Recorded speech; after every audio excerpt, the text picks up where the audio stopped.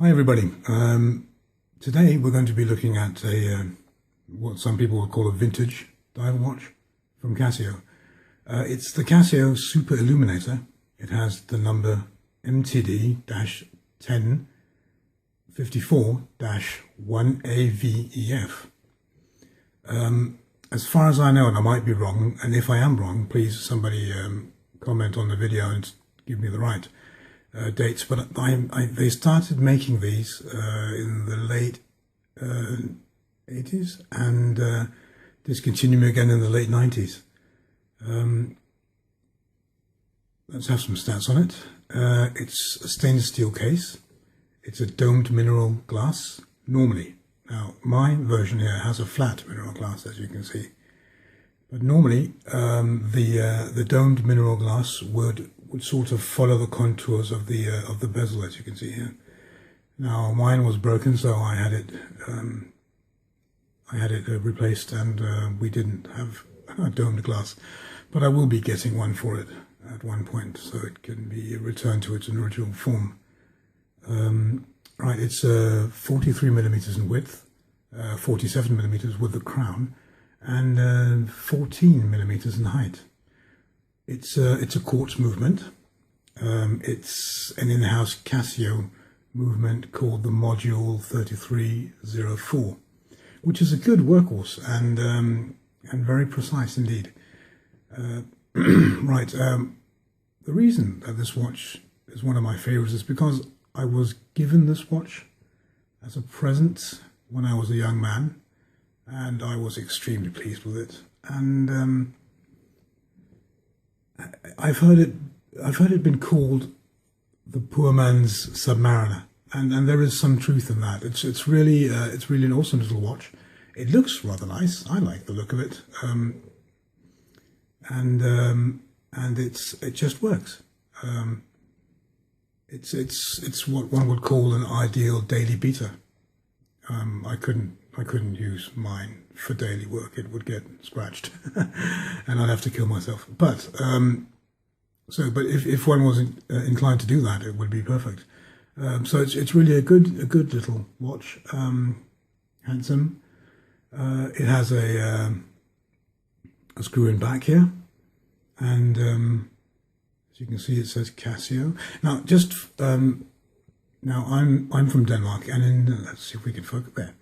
Now, the watches of these type we get in Denmark don't have the little marlin on the watch face or on the back, but those in the US and other places have a very nice engraved marlin on the back of the case, and also on the watch face here, a little red marlin. And as far as I know, that was the brand for Casio's early dive watches back in the day, even before G-Shocks. I would like to be able to focus my telephone. Oh, there we are. So the watches, the MTD 1054s in Denmark, and even I don't know if it's the same in Europe, but the ones we have in Denmark don't have these small marlin on, for some reason. I can't tell you why. If anybody, by the way, does know why, please write me and tell me why. Now, so I just thought, now this is, as I've said, it's a vintage watch. It's an old watch, and there are many other reviews of this online. And so why should I make another review of this? But I decided, well, frankly, because I like it and wanted to show it off myself too. My son has one too. I found one in good working order and very nice cosmetic state, and he uses it every day. Now, you might have noticed that I called it a Casio Super Illuminator, and there is a reason for that. When one presses this button here,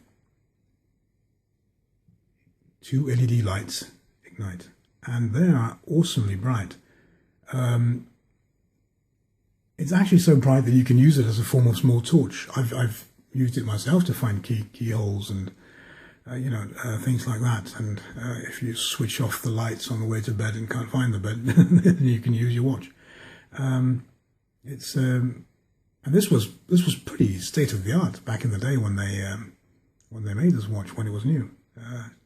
So that's really really cool. I still like pressing that button for some reason. Anyway, the rubber strap is probably the only thing that's a bit irritating about this watch. It feels rather sort of stiff and not very flexible, and it has these like tractor tread, tank tread sort of things. Without knowing, I would think that Casio's idea is that that wearing this against your skin would allow some of the water to travel through and out the sides, therefore drying the strap against your skin quicker. I would say. I'm not sure. I've heard about a lot of people who bought this watch and then immediately chucked this this strap away and fitted it with a nice more comfortable strap. I'm not going to do that because, as I mentioned before with the glass, I like this watch to be original. So therefore, I'm not going to customize it. But I've seen this watch on quite a lot of different straps, NATO straps, brown leather straps, and it looks, again, it's a handsome watch and it looks good on these straps. And yeah, but I'm going to keep my little one here as original as possible, which obviously again means getting the domed glass on. Yes. Anyway, I don't think I have very much more to tell about this watch. I like it, and therefore I wanted to show it to you guys and explain why I like it. And I can only say thank you for watching.